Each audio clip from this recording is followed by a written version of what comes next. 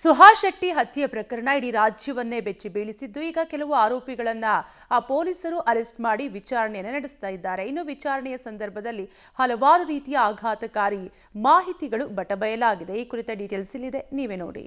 ಸುಹಾಸ್ ಹತ್ಯೆ ಆರೋಪಿಗಳಿಂದ ಸ್ಫೋಟಕ ಮಾಹಿತಿಗಳು ಬಹಿರಂಗ. 3 ತಿಂಗಳ ಮೊದಲೇ ಪಾರ್ಟಿ, ಹತ್ಯೆಗೆ ಸ್ಕೆಚ್. ಸುಹಾಸ್ ಕೊಲೆಗೆ ವಿದೇಶದಿಂದಲೂ ಫಂಡಿಂಗ್. ಹಿಂದೂ ಕಾರ್ಯಕರ್ತ ಸುಹಾಸ್ ಶೆಟ್ಟಿಯನ್ನ ಬರ್ಬರವಾಗಿ ಹತ್ಯೆ ನಡೆಸಿದ 8 ಆರೋಪಿಗಳನ್ನ ಪೊಲೀಸರು ಬಂಧಿಸಿದ್ದಾರೆ. ನ್ಯಾಯಾಲಯಕ್ಕೆ ಹಾಜರುಪಡಿಸಿದ ಪೊಲೀಸರು ಮೇ 9ರವರೆಗೆ ಕಸ್ಟಡಿಗೆ ಪಡೆದಿದ್ದಾರೆ. ಈ ವೇಳೆ ಹತ್ಯೆಗೆ ಸಂಬಂಧಿಸಿದಂತೆ ಸಾಕಷ್ಟು ಸ್ಫೋಟಕ ಮಾಹಿತಿಗಳು ಬಹಿರಂಗಗೊಂಡಿವೆ. ಕಳೆದ ಮಾರ್ಚ್ನಲ್ಲೇ ಸುಹಾಸ್ ಹತ್ಯೆ ಮಾಡಲು ಹಂತಕರು ಸಂಚು ರೂಪಿಸಿದ್ರು. ಅದು ಸಾಕಾರಗೊಳ್ಳೋಕೆ 3 ತಿಂಗಳು ಬೇಕಾಗಿತ್ತು. ಈ ಹತ್ಯೆಗೆ ಪ್ಲಾನ್ ಮಾಡಲು ಚಿಕ್ಕಮಗಳೂರಿನ ರೆಸಾರ್ಟ್ ಒಂದರಲ್ಲಿ 3 ಆರೋಪಿಗಳು ನೈಟ್ ಪಾರ್ಟಿ ಮಾಡಿದ್ರು ಅನ್ನೋ ಮಾಹಿತಿಯೂ ಹೊರಬಿದ್ದಿದೆ. ಹತ್ಯೆಗೆ ಸುಪಾರಿ ಕೊಟ್ಟ ಫಾಜಲ್ನ ತಮ್ಮ ಆದಿಲ್ ಮೆಹರೂಫ್ ಅಡ್ವಾನ್ಸ್ ಆಗಿ ಕೊಟ್ಟ 3 ಲಕ್ಷ ಹಣದಲ್ಲೇ ಮಜಾ ಮಾಡಿದ್ದಾರೆ. ಈ ಪಾರ್ಟಿಯಲ್ಲೇ ಚಿಕ್ಕಮಗಳೂರಿನ ರಂಜಿತ್ ಹಾಗೂ ನಾಗರಾಜ್ನನ್ನ ಹತ್ಯೆಗೆ ಬುಕ್ ಮಾಡಲಾಗಿದೆಯಂತೆ.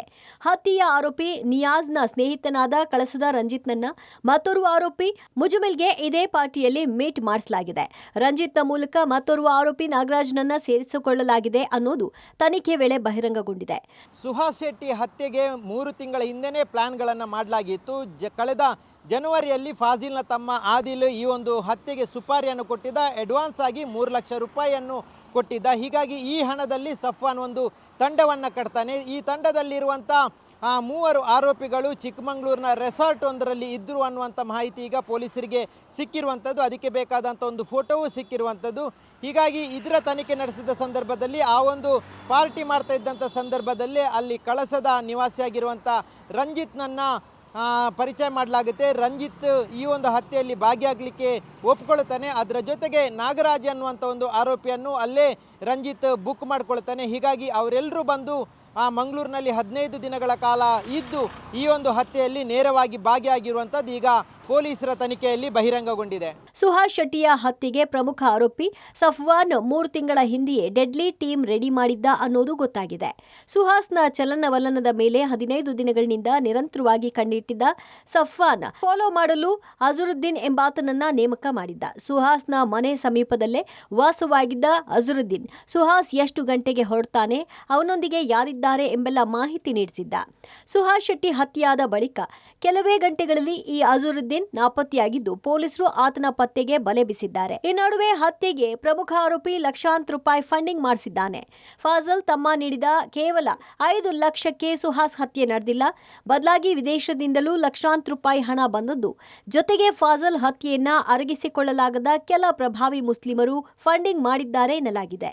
ಈ ಬಗ್ಗೆ ಮಾಹಿತಿ ತಿಳಿದ ಪೊಲೀಸರು ಇದೀಗ ವಿವಿಧ ಬ್ಯಾಂಕ್ ಖಾತೆಗಳನ್ನ ಪರಿಶೀಲನೆ ನಡೆಸುತ್ತಿದ್ದಾರೆ. ಈ ಫಂಡಿಂಗ್ ಬಗ್ಗೆ ಸೂಕ್ತ ತನಿಖೆ ನಡೆಸಬೇಕು ಅಂತ ಹಿಂದೂ ಸಂಘಟನೆಗಳು ಒತ್ತಾಯಿಸಿವೆ. ಒಬ್ಬೊಬ್ಬರು ಒಂದೊಂದು ಹೇಳಿಕೆಗಳನ್ನು ಕೊಡ್ತಾ ಇದ್ದಾರೆ. ಅದರ ಬಗ್ಗೆ ತನಿಖೆ ಸಂಪೂರ್ಣ ಆದಮೇಲೆ ಇವೆಲ್ಲವೂ ಕೂಡ ಹೊರಗಡೆ ಬರುತ್ತೆ. ಯಾರು ಸುಪಾರಿ ಕೊಟ್ಟಿದ್ರಾ ಕೊಟ್ಟಿಲ್ವಾ, ಕೊಟ್ಟಿದ್ರೆ ಎಷ್ಟು ಹಣ ಕೊಟ್ಟಿದ್ರು, ಇದೆಲ್ಲ ಡೀಟೇಲ್ಸ್ ಎಲ್ಲ ಬರೋದೆಲ್ಲ ತನಿಖೆ ಆದಮೇಲೆ ಬರುತ್ತೆ. ಸ್ಪೆಕ್ಯುಲೇಷನ್ಸ್ ಮಾಡೋದಕ್ಕೆ ಹೋಗೋದಿಲ್ಲ ನಾನು.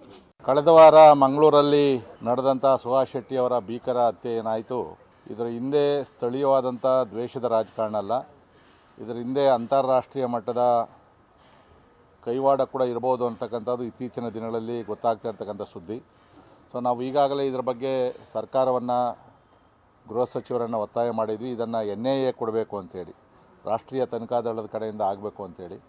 ಯಾಕಂದರೆ ಕರಾವಳಿ ಇವತ್ತಲ್ಲ, ಹಿಂದೆಯಿಂದ ಕೂಡ ಅನೇಕ ಉಗ್ರಗಾಮಿಗಳಿಗೆ ಆಶ್ರಯವನ್ನು ಕೊಟ್ಟಿರ್ತಕ್ಕಂಥ ಭಾಗ. ಅಲ್ಲಿ ಅನೇಕ ಉಗ್ರಗಾಮಿಗಳು ಕೂಡ ಅಲ್ಲಿಂದ ಸೃಷ್ಟಿಯಾಗಿರ್ತಕ್ಕಂಥದ್ದು.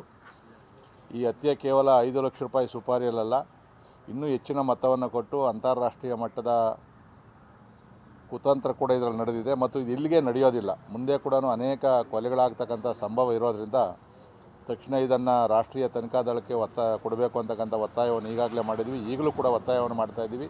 ಸುಹಾಸ್ ಶೆಟ್ಟಿಯ ಹತ್ಯೆ ಕೇವಲ 5 ಲಕ್ಷ ರೂಪಾಯಿಗೆ ನಡೆದಿಲ್ಲ ಅನ್ನುವಂಥ ಸ್ಫೋಟಕ ಮಾಹಿತಿ ಈಗ ಆರೋಪಿಗಳನ್ನು ಪೊಲೀಸರು ಬಂಧಿಸಿದ ಸಂದರ್ಭದಲ್ಲಿ ಸಿಕ್ಕಿರುವಂಥದ್ದು.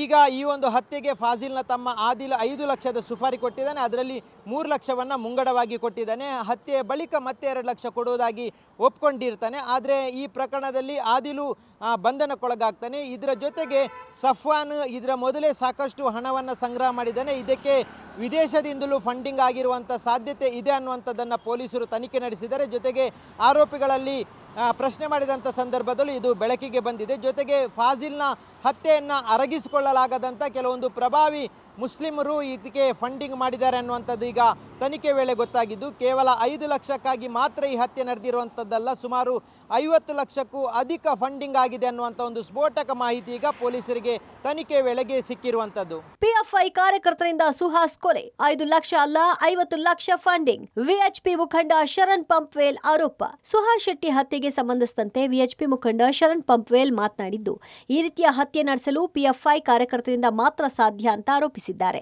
ಈ ಕೊಲೆ ಹಿಂದೆ ವ್ಯವಸ್ಥಿತವಾದ ಪಿತೂರಿ ಇದೆ. ಕೊಲೆಗೆ ಕೇವಲ 5 ಲಕ್ಷ ರೂಪಾಯಿ ಮಾತ್ರ ಸುಪಾರಿ ಕೊಟ್ಟಿಲ್ಲ, 50 ಲಕ್ಷಕ್ಕೂ ಅಧಿಕ ಹಣ ಸಂಗ್ರಹವಾಗಿದೆ ಅಂತ ಶರಣ್ ಪಂಪ್ವೇಲ್ ಗಂಭೀರ ಆರೋಪ ಮಾಡಿದ್ದಾರೆ. ಹಿಂದೂ ಕಾರ್ಯಕರ್ತ ಸುಹಾಸ್ ಶೆಟ್ಟಿ ಹತ್ಯೆ ಫಾಜಿಲ್ನ ತಮ್ಮ ಮಾಡಿರುವಂಥದ್ದು, ಆತ ಸುಪಾರಿ ಕೊಟ್ಟು ಮಾಡಿರುವಂಥದ್ದು ಅನ್ನುವಂಥದ್ದನ್ನು ಪೊಲೀಸರು ಹೇಳಿದ್ದಾರೆ. ಆದರೆ ಹಿಂದೂ ಸಂಘಟನೆಗಳು ಹೇಳ್ತಾ ಇರುವಂಥದ್ದು ಇದರ ಹಿಂದೆ PFI ಸಂಘಟನೆಯ ಕೈವಾಡಿದೆ ಅನ್ನುವಂಥದ್ದನ್ನು ಹೇಳಿದ್ದಾರೆ. ಇದರ ಬಗ್ಗೆ ಮಾತಾಡಲಿಕ್ಕೆ VHP ಮುಖಂಡರಾಗಿರುವಂಥ ಶರಣ್ ಪಂಪೇಲ್ರವರು ನಮ್ಮ ಜೊತೆ ಇದ್ದಾರೆ. ಶರಣ್ರವರೇ, ನೀವು ಯಾವ ಆಧಾರದ ಮೇಲೆ PFI ಇದರ ಹಿಂದೆ ಇದೆ ಅನ್ನುವಂಥದ್ದನ್ನು ಹೇಳ್ತೀರಾ? ನೋಡಿ, ದಕ್ಷಿಣ ಕನ್ನಡ ಜಿಲ್ಲೆಯಲ್ಲಿ 16 ಕಾರ್ಯಕರ್ತರ ಕೊಲೆ ಆಗಿದೆ. ಪ್ರಶಾಂತ್ ಪೂಜಾರಿ ಇರ್ಬೋದು, ಅಥವಾ ನಮ್ಮ ಶರತ್ ಮಡಿವಾಳ ಇರ್ಬೋದು, ದೀಪಕ್ ರಾವ್ ಇರ್ಬೋದು, ಅಥವಾ ಮೊನ್ನೆ ನಡೆದಂತಹ ಪ್ರವೀಣ್ ನೆಟ್ಟಾರ್ ಹತ್ಯೆ ಇರ್ಬೋದು. ಈ ಎಲ್ಲ ಹತ್ಯೆಯ ಹಿಂದೆ ಇದ್ದಂಥದ್ದು ಪಾಪ್ಯುಲರ್ ಫ್ರಂಟ್ ಆಫ್ ಇಂಡಿಯಾದ ಕಾರ್ಯಕರ್ತರೆ. ಆ ಹತ್ಯೆಯನ್ನು ಮಾಡಿದಂಥ ಎಲ್ಲ ಘಟನೆಗಳು, ಯಾವ ರೀತಿ ಅವರು ಹತ್ಯೆ ಮಾಡಿದ್ದಾರೆ, ಯಾವ ರೀತಿ ತಲವಾರಿನಿಂದ ಕೊಂದಿದ್ದಾರೆ, ಕಡ್ದಿದ್ದಾರೆ, ಇದೆಲ್ಲವೂ ಸುಹಾಸ್ ಶೆಟ್ಟಿಯನ್ನು ಯಾವ ರೀತಿ ಕಡಿದಿದ್ದಾರೆ ಅದೇ ರೀತಿ ಕಡಿದಿದ್ದಾರೆ. ಹಾಗಾಗಿ ಒಂದು ವ್ಯವಸ್ಥಿತವಾದಂಥ ಟ್ರೈನಿಂಗ್ನ ಮುಖಾಂತರ ಅಲ್ಲಿಯ ದೃಶ್ಯಗಳನ್ನು ವಿಡಿಯೋದಲ್ಲಿ ನೋಡಬೇಕಾದ್ರೆ ಆ ಟ್ರೈನಿಂಗ್ ಏನು ಇದೆ, ಇದು ಪಾಪ್ಯುಲರ್ ಫ್ರಂಟ್ ಆಫ್ ಇಂಡಿಯಾ ಸಂಘಟನೆಯಿಂದ ಮಾತ್ರ ಸಾಧ್ಯ, ಬೇರೆ ಯಾರು ಇದನ್ನು ಮಾಡಲಿಕ್ಕೆ ಸಾಧ್ಯ ಇಲ್ಲ. ಹಾಗಾಗಿ ಈ ಒಂದು ಕಾರಣ ನಮಗೆ ಬಲವಾಗಿ PFI ಮೇಲೆ ಅನುಮಾನ ಬರ್ತಾ ಇದೆ. ಎರಡನೇದು, ಕೇವಲ ಫಾಜಿಲ್ನ ತಮ್ಮನಿಂದ ಮಾತ್ರ ಇದು ಕೊನೆಗೊಳ್ಳುವುದಿಲ್ಲ. ಇವತ್ತು ಹೊಸ ಹೆಸರುಗಳು ಬರ್ತಾ ಇದೆ. ಸುಖಾನಂದ್ ಶೆಟ್ಟಿ ಅವರ ಕೊಲೆಯಲ್ಲಿ ಭಾಗಿಯಾಗಿದ್ದಂತಹ ನೌಶಾದ್ ವಾಮಂಜೂರ್, ಅವನು ಈ ಕೊಲೆಯಲ್ಲಿದ್ದಾನೆ. ಇನ್ನು ಎರಡನೇದು, ಈ ಸುಹಾಸ್ ಹತ್ಯೆಯಲ್ಲಿ ಪ್ರಮುಖ ಆರೋಪಿ ಯಾರು ಇದ್ದಾನೆ, ಸಫ್ವಾನ್, ಇವನಿಗೆ ಆಶ್ರಯ ಕೊಟ್ಟದ್ದು ಕಿನ್ನಿ ಪದವಿನ ಇಸ್ಮಾಯಿಲ್ ಇಂಜಿನಿಯರ್. ಇವನು PFIಯ ಕಾರ್ಯಕರ್ತ, SDPIಯ ಕಾರ್ಯಕರ್ತ. ಹಾಗಾಗಿ ಇವನು ಇದರ ಹಿಂದೆ ಇದ್ದಾನೆ. ಇನ್ನು ಮೂರನೇದು, ಯಾವ ಜಾಗದಲ್ಲಿ ಘಟನೆ ಕೊಲೆ ಆಗಿದೆ ಅಲ್ಲಿ ಪ್ರಶಾಂತ್ ಪೂಜಾರಿಯ ಹತ್ಯೆಯ ಯಾರು ಆರೋಪಿಗಳಿದ್ದಾರೆ ಅವರು ಅಲ್ಲಿ ಇದ್ದರು. ಹಾಗಾಗಿ ಪ್ರಶಾಂತ್ ಪೂಜಾರಿಯ ಕೊಲೆ ಆರೋಪಿಗಳು, ಸುಖಾನಂದ್ ಶೆಟ್ಟಿಯ ಕೊಲೆ ಆರೋಪಿಗಳು, ಇನ್ನು ಯಾರೆಲ್ಲ ಇವರಿಗೆ ಆಶ್ರಯ ಕೊಡ್ತಾ ಇದ್ದಾರೆ, ಇವರೆಲ್ಲರೂ PFIಯ ಜೊತೆ ಸಂಪರ್ಕ ಇದ್ದವರು. ಈ ಕೊಲೆ ನಡೆದ ಬಳಿಕ ಕರಾವಳಿ ಬೂದಿ ಮುಚ್ಚಿದ ಕೆಂಡದಂತಿದೆ. ಆದರೂ ಕೆಲ ಕಿಡಿಗೇಡಿಗಳು ನಿರಂತರವಾಗಿ ಕೋಮು ದ್ವೇಷ ಹೆಚ್ಚಿಸೋ ಪೋಸ್ಟ್ಗಳನ್ನ ಮಾಡ್ತಾ ಇದ್ದಾರೆ. ಕೆಲ ಹಿಂದೂ ಮುಖಂಡರನ್ನ ಹತ್ಯೆ ಮಾಡೋ ಬೆದರಿಕೆಗಳನ್ನ ಹಾಕ್ತಿದ್ದಾರೆ. ಹಿಂದೂ ಮುಖಂಡ ಶರಣ್ ಪಂಪ್ವೇಲ್, ಭರತ್ ಕುಂಬ್ಡೇಲು, SDPI ಮುಖಂಡ ರಿಯಾಜ್ ಕಡುಂಬುಗೆ ಜೀವ ಬೆದರಿಕೆ ಹಾಕಲಾಗಿದೆ. ಎಲ್ಲಾ ದೂರುಗಳ ಬಗ್ಗೆ ಪೊಲೀಸರು ಇದೀಗ ಪ್ರಕರಣವನ್ನ ದಾಖಲಿಸಿದ್ದಾರೆ. ಒಟ್ನಲ್ಲಿ ಸುಹಾಸ್ ಶೆಟ್ಟಿ ಹತ್ಯೆ ಪ್ರಕರಣ ಇದೀಗ ಇಡೀ ಜಿಲ್ಲೆಯಲ್ಲಿ ಮತ್ತಷ್ಟು ಆತಂಕವನ್ನ ಹೆಚ್ಚಿಸಿರೋದಂತೂ ಸುಳ್ಳಲ್ಲ. Sukhpal Polali, public TV, Mangaluru.